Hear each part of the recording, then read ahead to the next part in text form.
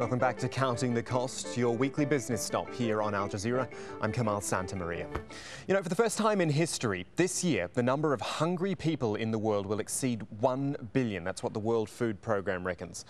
Why? Well, two things really. An economic double whammy, if you like, of recession and the record high food prices which preceded it, combining to deliver a devastating blow to the world's most vulnerable. Check out these numbers as a bit of a reference. The United States gives the most aid money, $26 billion. There it is. Then it's a bit of a hop down to the next ones. Germany gives almost $14 billion. And then the UK and France around $11 billion mark each. And then Japan is fifth on the list at $9.36 billion, which is all very valuable aid money, of course. But when you consider a country's overall stocks, it's GNI, we call it, gross national income. It is a very different picture. See, the United Nations has a target of 0.7% of a country's entire income to be devoted to aid, and actually only 4 countries meet that target. Sweden almost cracks 1% of its national income with $4.73 billion in aid, followed by Norway, Denmark and the Netherlands. The US and Japan are not only not on that top givers list, they're at the bottom of the whole thing. Now, to be fair, during this recession, aid budgets are being squeezed harder than ever before, but the World Food Programme is really feeling that. For example, the UK put $70 million towards the WFP so far this year. In 2008, though, it was more than double that, $169 million. And if you widen the picture even further, here's the World Food Programme's total budget of 2009, $6.7 billion. Just $2.6 billion is so far confirmed, leaving a shortfall of $4.1 billion. That means rations will be reduced in Kenya, where the government says 10 million people need food aid due to drought, high food prices and recession. It means from next month, rations will be stopped to 100,000 malnourished under-5s in Guatemala and 50,000 pregnant women and children. And it means in Bangladesh, millions will go hungry as the WFP is forced to slash its program. And that's where we're going to focus right now. Nicholas Huck has this report from northwestern Bangladesh. Shuli and her 1-year-old daughter are starving. They are among the 10 million people in Bangladesh dependent on handouts from the World Food Programme. But it's only a matter of time before 60% of food relief programs are dropped. The UN agency's budget in Bangladesh is being cut in half due to lack of funding. One can understand the developed nations wish to stabilise their own economies. That has to be a first priority. But what we're asking them to do is to now that signs of recovery are there, we're asking them not to forget developing countries like Bangladesh. Over the course of the global economic crisis, another 7.5 million people in Bangladesh fell below the UN's poverty line of $1 a day. Millions of them are farmers from the country's northwestern floodplains. The paddies that they have just planted will not be ready for another 4 months.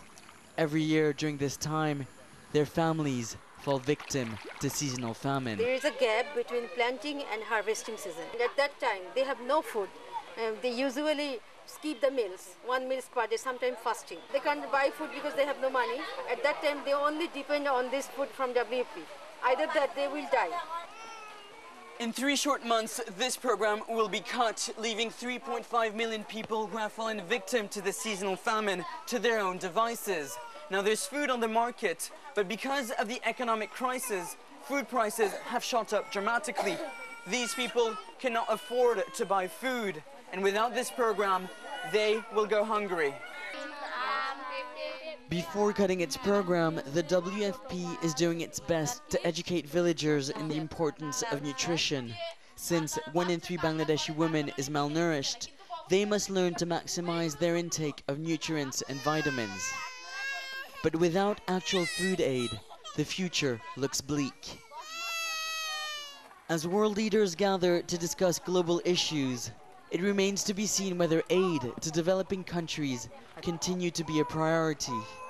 For Shuli and her daughter, along with 1 billion other people facing hunger, it's a message they hope the world will listen to. Nicholas Hawk, Al Jazeera, Gayabanda, northwestern Bangladesh. So what can be done, economically speaking, to alleviate hunger in vulnerable countries? More on that now with Sam Al-Shahat in our London Broadcast Centre.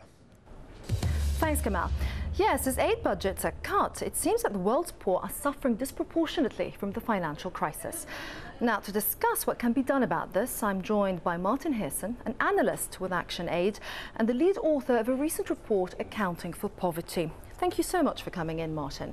Now, as we've seen from our earlier package on Bangladesh, that food aid is really very important for many vulnerable people in developing countries. But its budget has taken a true kicking because of the recession. Yeah, and of course it's important to address the short-term crisis that's going on right now. It's important that rich country governments do step up and provide the money that's needed to meet that shortfall.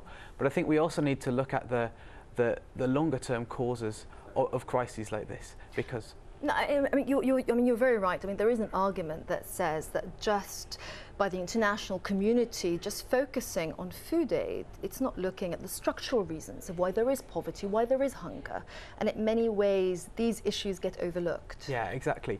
I mean, the government of Bangladesh, to use the example that we've just seen, should have the resources both to step in when there's a crisis like this without needing to rely on the World Food Programme, but also it should have the resources to invest in the long-term public infrastructure that's needed to develop agriculture so that these crises don't happen in the first place. So why doesn't it have the resources? You say it should have those resources, so where have they gone? Well, one of the reasons that Action Aid's identified is that developing countries aren't able to raise as much tax revenue as rich countries do. So if you compare Bangladesh and the UK raises approximately 37% of its national income in tax, whereas Bangladesh raises just 8%. So they have a lot less money to play with. We've calculated that if Bangladesh were able to raise 15% of its national income in tax, still quite a low amount, that would give it an extra $5 billion every year to spend. And globally, if all developing countries could do that, it would be about $200 billion, which is... So why can't a country such as Bangladesh able to raise these tax revenues? Well, there's a number of reasons that need to be addressed, one being capacity of tax authorities, one being making sure tax systems are progressive and efficient. But we've identified a big problem, which is tax evasion, particularly by multinational companies, and it's estimated that that might cost governments in developing countries as much as $160 billion a year. So if we were able to crack down on this tax evasion, it would make a lot of money available to developing country governments. So in effect you're saying if multinationals can be stopped from this tax dodging, then these countries won't need to rely on food aid and other forms of maybe of handouts. That's exactly right. I mean, we're not necessarily saying that that tax is an alternative to aid, because a lot of aid is needed to support and develop tax systems, but we're saying that tax is an additional source of revenue that developing countries could use, and a long-term sustainable flow of income for them. But if the answer is so simple, then why isn't it being done? I think there are again a lot of reasons for that. Right at the moment, the rich country governments have decided that they've identified that cracking down on tax evasion is a way to help deal with their own budget deficits that they're dealing with, and they decided that by cracking down on tax havens, that's the way they can deal with that. Now, we think it's important that developing countries should benefit from that same process. So whenever the rich countries are moving to try and put in place global cooperation to deal with tax evasion, it's really important that developing countries can benefit too. But in practical terms, we know that multinationals are incredibly powerful, and there will be a lot of vested interest that would go against something like this. I think that's quite possibly the case, and I think that probably explains why progress has been so slow on tax evasion. But I think it's also clear that right at the moment, in a time of financial crisis, when governments around the world are struggling to find revenues they need, and we're talking about budget cuts even in developed countries to try and deal with that, that right now the interests are lined up differently, and it might well be the time when governments really are going to make that kind of move against the vested interest that you're talking about. So are you feeling pretty positive about this? I think so. I think we're aware that governments such as Britain and France and the United States are starting to make the kind of noises we want to hear now, and it's a question of whether they deliver on the noises, the commitments that they've started to make. Martin Heersen, thank you so much for joining me. Thanks. Last week I spoke to Charles Jenkins of the Economist Intelligence Unit about the prospects for Europe's largest economy, Germany. He explained how Chancellor Angela Merkel's stimulus spending seems to have worked so far, but that the danger of a double-dip recession remains. Our correspondent Barnaby Phillips is in Hamburg, and he reports now on the tough choices facing Germany as it prepares to go to the polls. Germany's factories are the manufacturing heartbeat of Europe, and they're starting to move again. 6 months ago, this car spare parts factory near Frankfurt was quiet. Now it's humming. But recovery has come at a cost. Horst, one of many Germans who's had to accept what they call Kurzarbeit, reduced hours and reduced pay as an alternative to being laid off. He fears there may be worse to come. I personally don't think it will get better next year. We depend on the automobile industry, which is in a global crisis. I hope I'm wrong, but I don't think so. The Kurzarbeit measures may not be enough. I worry that after the elections, my colleagues and I could lose our jobs. The Frankfurt Motor Show is the biggest in the world. This year, as ever, there's a buzz around new German cars. The buyout of Opel should save many German jobs. There are hybrids and electric cars, but it's been a difficult year for the industry. Germany's car makers will have to carry on innovating to stay on top. This is Hamburg, Germany's biggest port, and a city that thrived during Germany's export boom.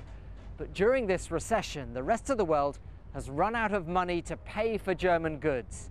And as a result, this city has been hit very hard. In the first half of this year, trade fell by 1/4 in the Hamburg port.